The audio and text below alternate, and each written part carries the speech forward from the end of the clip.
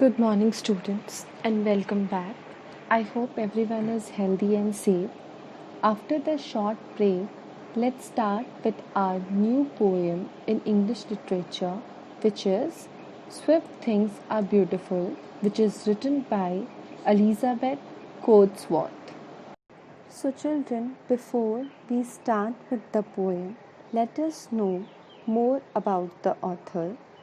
Elizabeth Jane Coatsworth was an American author of children's fiction and poetry.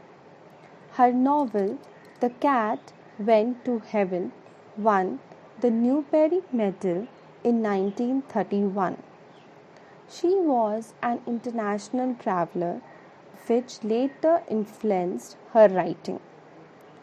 Her first publication were poems in magazine, and her first book was published by Fox Footprints in 1923.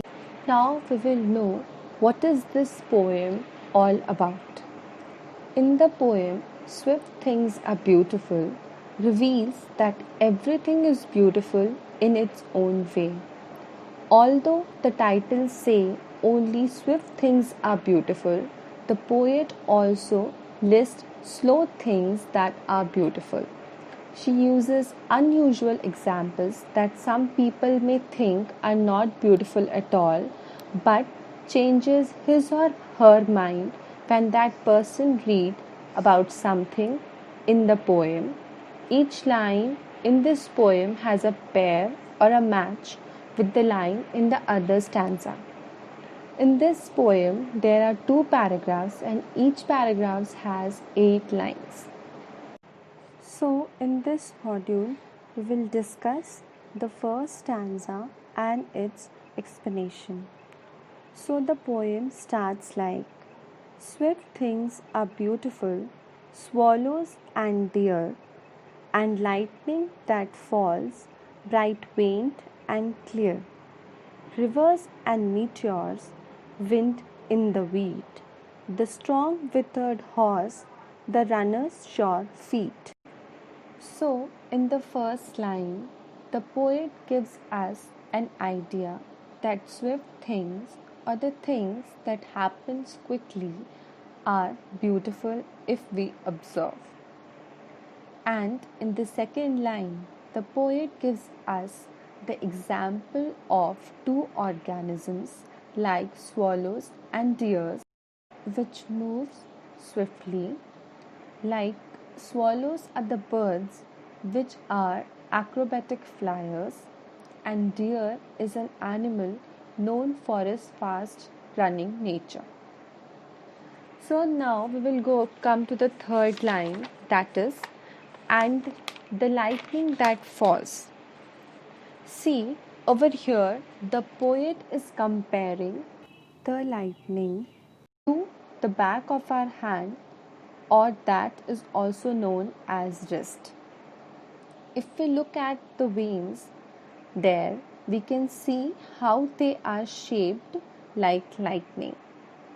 The poet calls lightning bright veined because it looked like a vein when it appeared in the sky. In the fifth line, the poet again cites two examples of swiftly moving things where rivers are natural flow of water and meteors are shooting stars. So, in the sixth line, wind in the field, where we all know wind is a natural movement of air flowing in a particular direction, and it is also known for its invisible nature. The line wind in the field creates an image of the wind blowing through the wheat field. Now you will see in the seventh line there is a phrase strong withered, which means having strong shoulders that are generally found in horses, and it allows them to run swiftly with full confidence.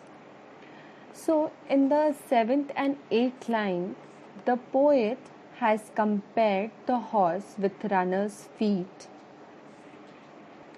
where the runner runs swiftly because he is sure and confident and is unlikely to fall or tumble. We can say in this poem or in this stanza, it feels like the Elizabeth Cosworth is trying to tell us to appreciate the moments of beauty that happens every day in our lives.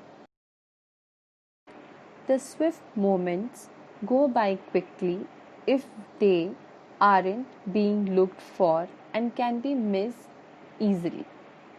Each moment need to be treasured and gazed upon in an awe as you look upon its beauty. So children, this was all about this module.